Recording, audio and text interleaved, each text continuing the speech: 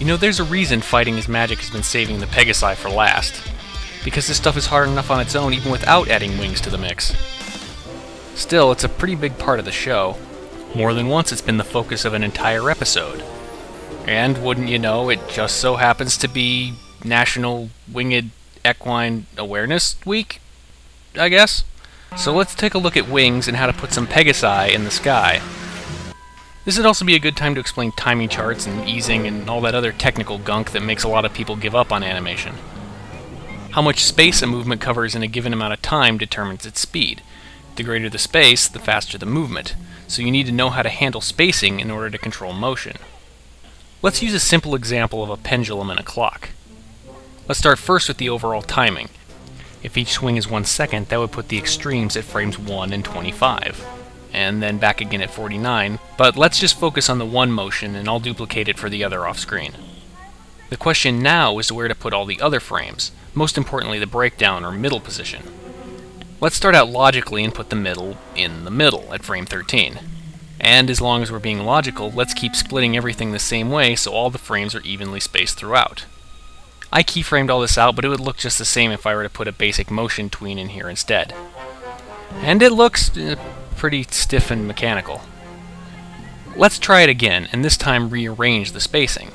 Keeping the breakdown at frame 13 and working outward to the extremes, if I keep splitting the remaining space in half and cluster the frames more towards the extremes, you get something like this. The pendulum starts off slowly, speeds up through the middle, and slows down at the end. In a traditional sense, this pushing the in-betweens to one side or the other is what you're doing with motion tweens when you mess with the easing slider or the motion editor in newer versions of Flash. Now it looks more natural, like it has some actual momentum to it. Let's do one more and push it a bit further, starting with moving the breakdown earlier in time to frame 9 and clustering the frames more toward the end.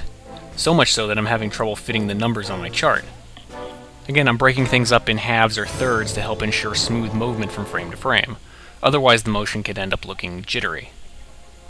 Now the movement's not as symmetrical and it has a little more zip to it. In all three cases, the timing of the extremes are exactly the same. It's how we arrange the spacing that affects the quality of the movement. It may be easy to see how this works with something simple like a pendulum, but when dealing with a character, even just part of one, it can be hard to plan without a chart. There. Hopefully that's a good explanation. Too good. I'm bored. So finally getting to the wings, here's the standard cycle. It's 13 frames long, so just over half a second per flap, with the down position right in the middle at frame 7. Here's the chart that goes with. It works a little like our second pendulum example, starting off slow and then picking up speed before slowing in and out of the next extreme position. And since this cycle is all in one symbol, we can just set it to loop and it keeps playing as long as we need. We just need to make sure it follows along with the body. If we need to flap faster, there's an 8-frame version that, thanks to the Pony Resource Kit, I don't have to draw. With so much movement in so few frames, the spacing is a bit tricky. For starters, the down position is at frame 6, meaning there's twice as many frames going down as coming up. It starts off very slow coming down until it spans 2/3 of the space in just 2 frames. To help get us through this big movement, they added a little motion blur here to bridge the gap. Going back up also employs some clever shape changes to again cover a lot of ground in just a couple frames without looking jerky. All we need now is a symbol with a folded wing position and a few drawings to get in between the two. And like everything else we've seen, it's spaced out so it starts off slow and picks up speed before we swap it out for the wing cycle. That and our 2 cycles are enough to cover most situations. And if you need to invent something, there's still a good base to start from. So now that we've seen how the pros do it, let's go and invent a new wing cycle. If you've looked through the Pony Resource Kit, you probably saw this Princess Celestia model. Since Flash decompilers don't do so well with masks, it's a tad unruly with well over 1,100 symbols. I've got a version here that has all the symbols cleaned up and labeled, and I added a couple mouth comps in case someone wants to make her talk. Now all she needs are some wings that can actually move. Since Celestia's wings are really big, let's go for a longer cycle of 26 frames to give an impression of power to them. I took screencaps of this cycle from the show, which is an 8-frame cycle, to use as a starting point. I kept the extremes, rearranged the other frames, and sketched out some new ones on top to fit the new timing and follow my basic chart.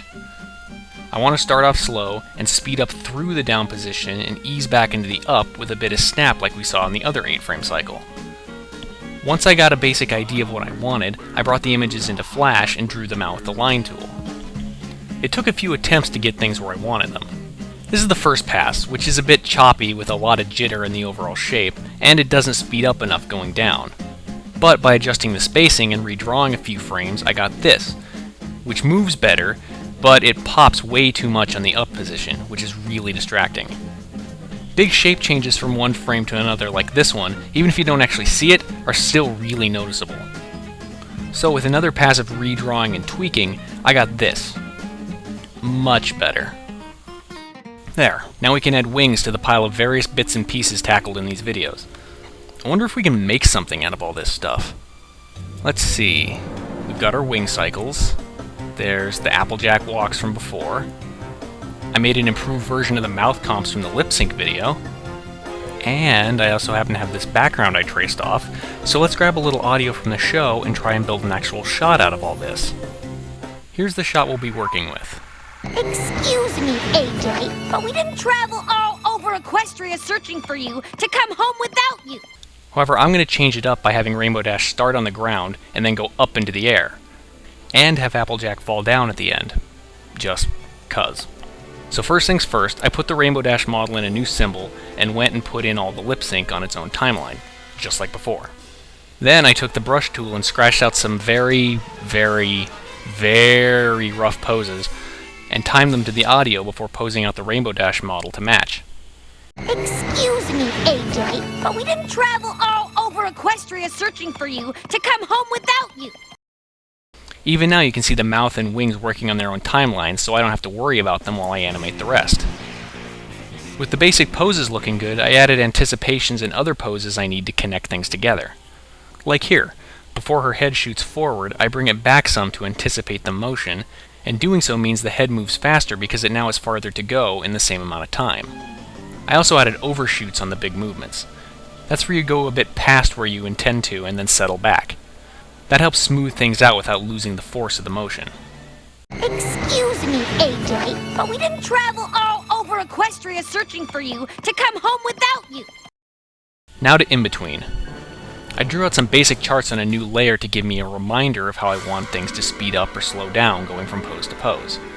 Then I can use the onion skin tools to in-between the poses. You'll notice Rainbow Dash isn't moving up and down when she's flying. For that, I put her entire animation symbol inside another symbol with its own timeline. That way I can quickly handle the up and down flying movement with a couple motion tweens and not disturb the rest of the animation. Excuse me, AJ, but we didn't travel all over Equestria searching for you to come home without you. With that done, I roughed out some Applejack poses to react to Rainbow Dash's actions.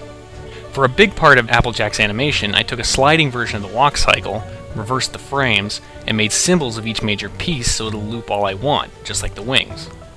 There's even more nested animation here. The head for the walk cycle has its own timeline, so I can animate parts like the eyes and the head as a whole, and still keep it bobbing along in a cycle with the rest of the walk.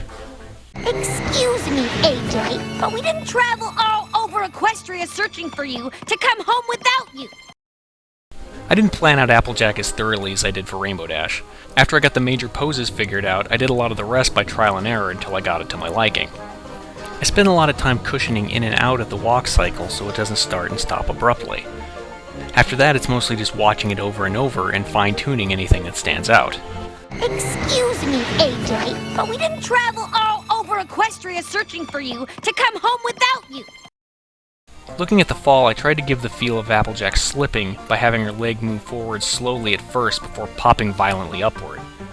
I also used some squash and stretch on the whole pose to make it feel a bit more flexible. I finished up with drawing some new tails to go with the falling motion. There was no way I could squash and skew the tail I had and make it look believable. Excuse me, AJ, but we didn't travel all over Equestria searching for you to come home without you.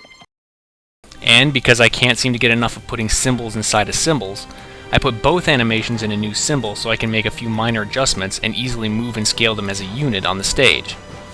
Finally, we can bring in the background, and a guide so I can see where the stage is, and with a few motion tweens put together a simple multi-plane pan. I also added a little camera shake and an extra sound effect to help sell the fall. Excuse me, AJ, but we didn't travel all over Equestria searching for you to come home without you. There, that didn't turn out too bad. As always, there's tons of source files available in the description. All the wings and the charts to go with them, the cleaned up Celestia model, all my work in progress files for the scene, even the clock examples, in case you need an animated clock. So go ahead and check them out, and have fun, and happy flying.